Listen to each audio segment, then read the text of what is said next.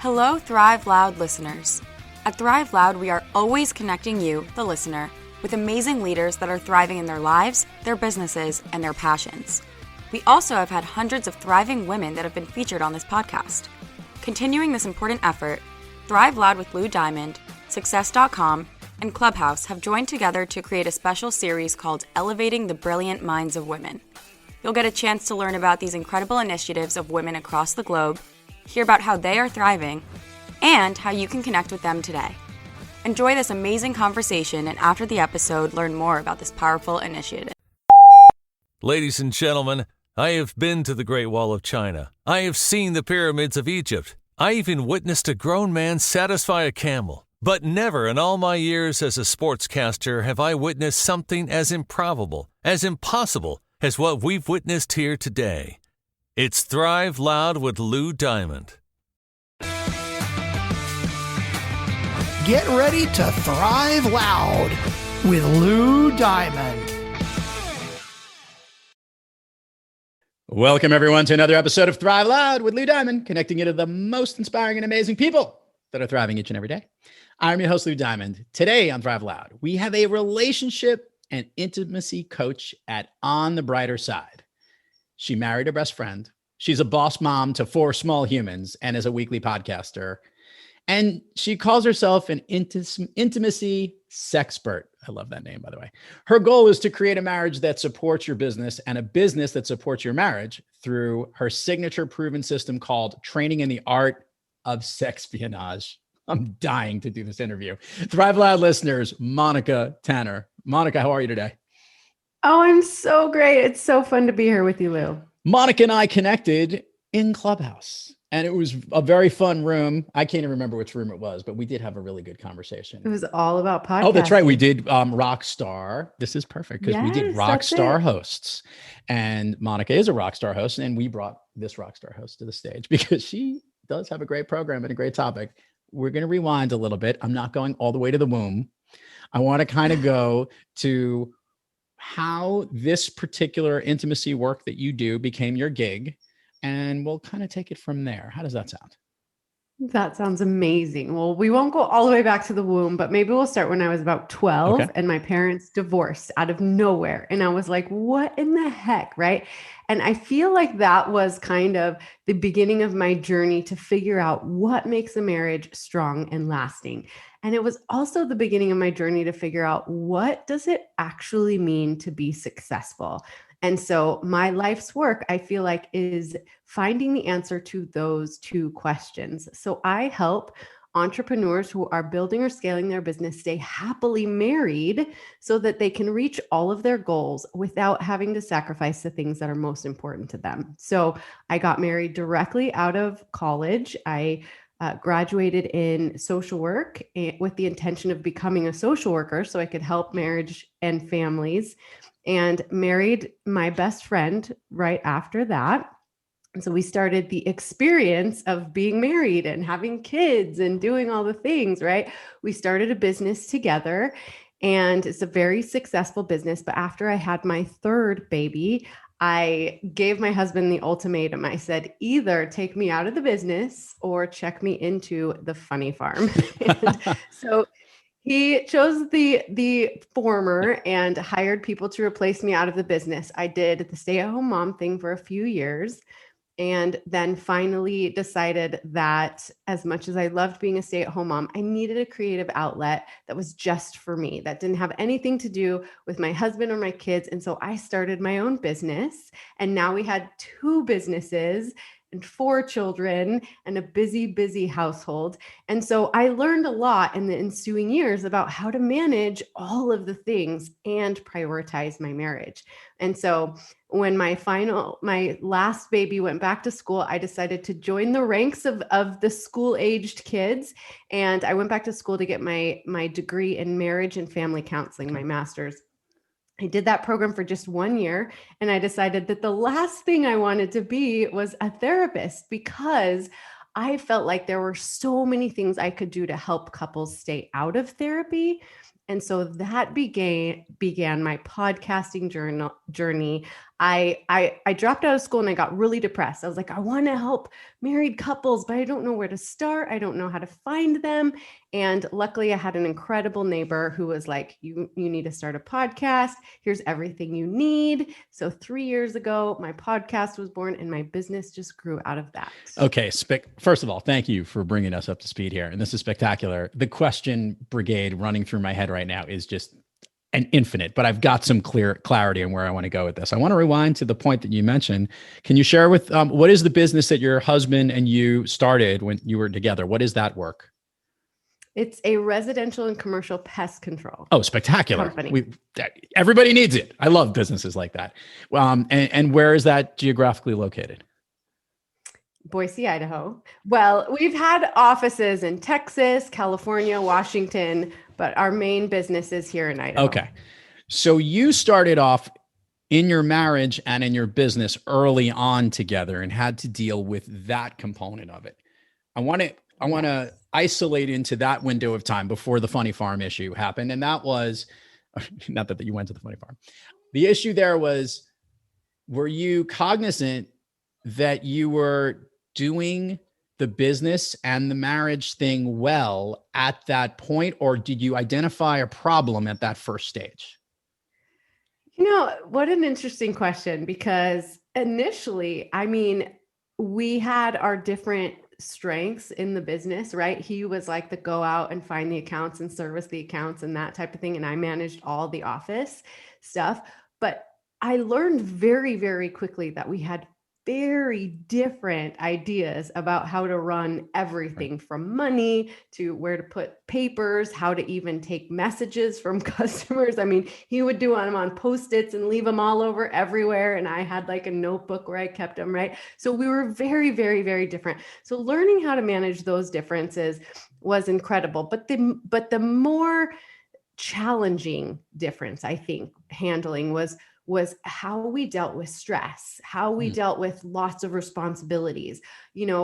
Typically women are more like, what's wrong with me? Why can't I handle this? Like, this is so much, the stress. And men a lot of times are kind of like, what's wrong with the system? Like, why isn't this working? Right. And so there was a lot of very trying times where I felt like, where's my fairy tale? Like, where's my happy ending? Where's my knight in shining armor? Like, this is not what I signed up for. And it was like, when I got to my very lowest point where I was like, maybe this is not what I was meant to do. Like, maybe I just can't handle this life that I've always wanted. And it was like from that lowest point where I decided like, nope, I know that I'm creating a strong and lasting marriage. I thought I knew how to do it, but I didn't. And so that kind of was the catalyst for all of the learning and growth. Well, that's perfect. So you actually, what's great here is that you dove in head first, experienced what was working maybe from the business point of view, but wasn't working on the relationship point of view, and then figured out that something needed to change. And then now recognize that it was the essence of the change that you're actually able to help people with or adapt to.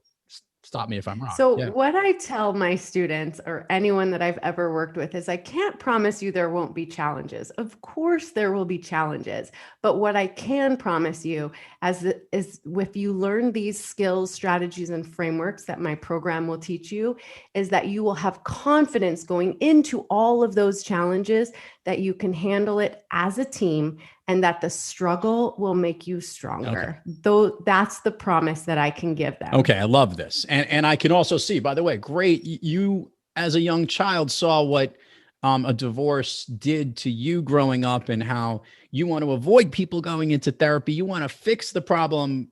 You basically want to hire the plumber before the pipes break, as I like to always say. Absolutely. Right? Yes. And I think it's so funny that there's such a stigma on relationship coaching, because people will hire personal trainers, they'll hire business coaches. But when it comes to like working on your marriage, which to me seems so logical, right? If you want to raise the level of your performance in every aspect of your life, I'm going to tell you to start with your relationships.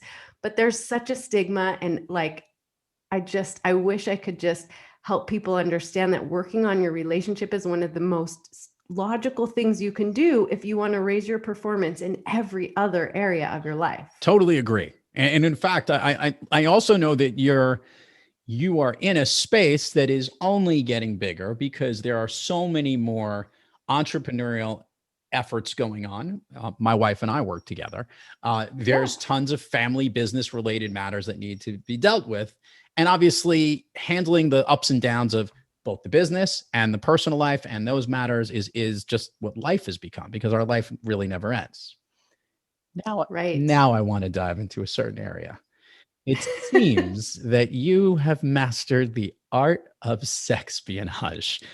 Please, for our listeners, Monica, share with the listeners what this is and how you train people to master this art. Yes. Well, I mean, I could talk about this all day, but I'm certain you don't have all day. So I'll do it. Depending on where the conversation goes, Monica, we have all day. So keep coming. Well, you know what espionage is, right? It's the secret of spying and lying on your enemies. Right. So sexpionage is almost the exact opposite. It's the art of communicating and connecting with your partner in crime so that you have the skills necessary to be able to navigate all of the sticky situations you're going to encounter in life, marriage, and business. So that's basically training in the art of sexpionage. Gotcha. We can be above bar or below bar, whichever bar you want to set this in this conversation. So talk to me, I guess, some of the challenges that you identify that people have in helping them, really, as you are a sexpert, and helping them master this so that they understand how to make their relationship better. Yeah. Well, I mean, there's the obvious. When people are stressed, they don't have sex. I like when we get the obvious here. This is true.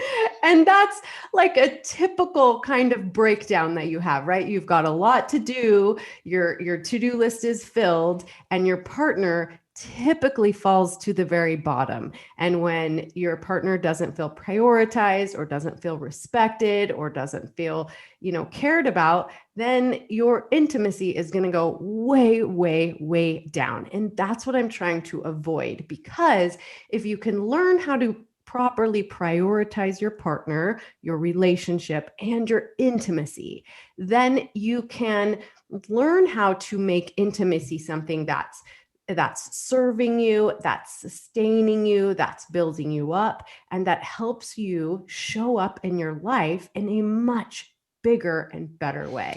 I've had this conversation probably on this podcast before, because I'm trying to remember who we had this conversation with, but it was advice that was given to both my wife and I. We've been married for almost 23 years.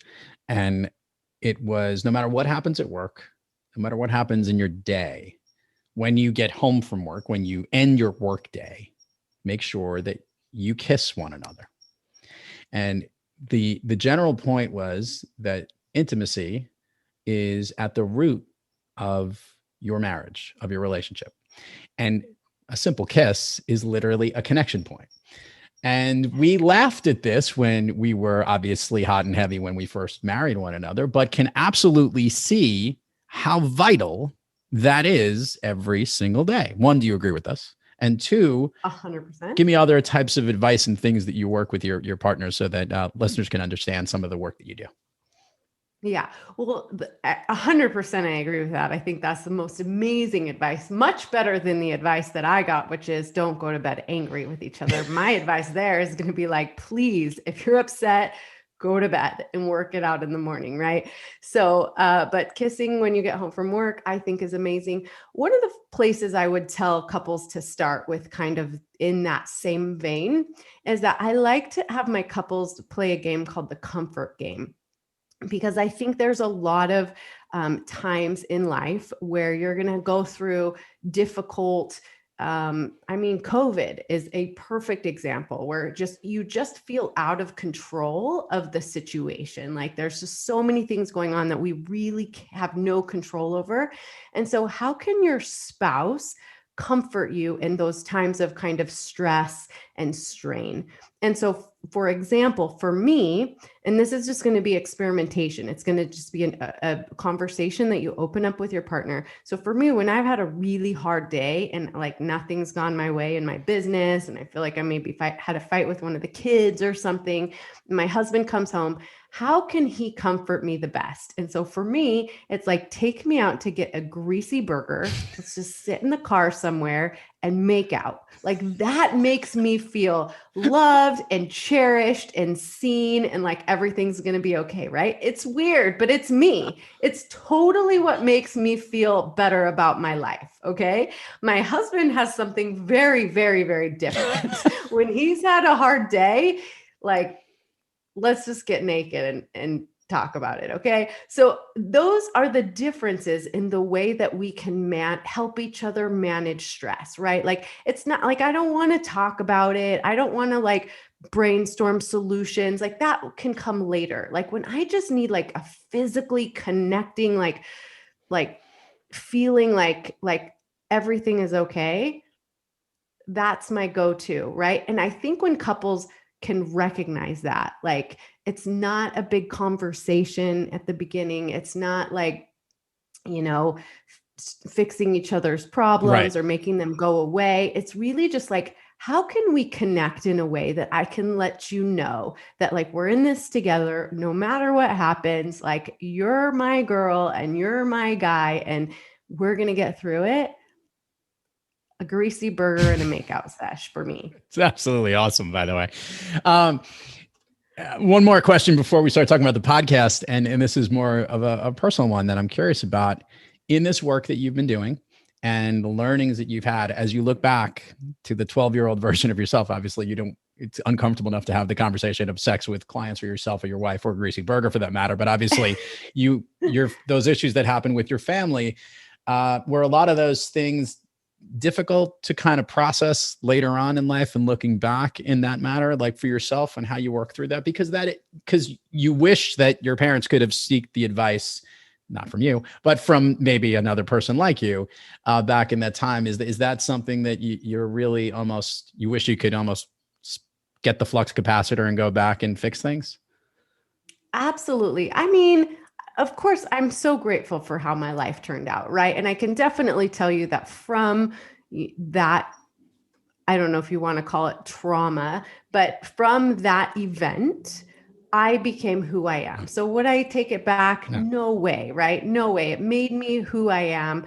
Like, everybody's fine. My brother is a great guy. Like, everybody made it through. So like, they didn't like ruin our lives. So I don't ever want to make it seem like divorce is going to like ruin everybody's life. Like, totally not the case.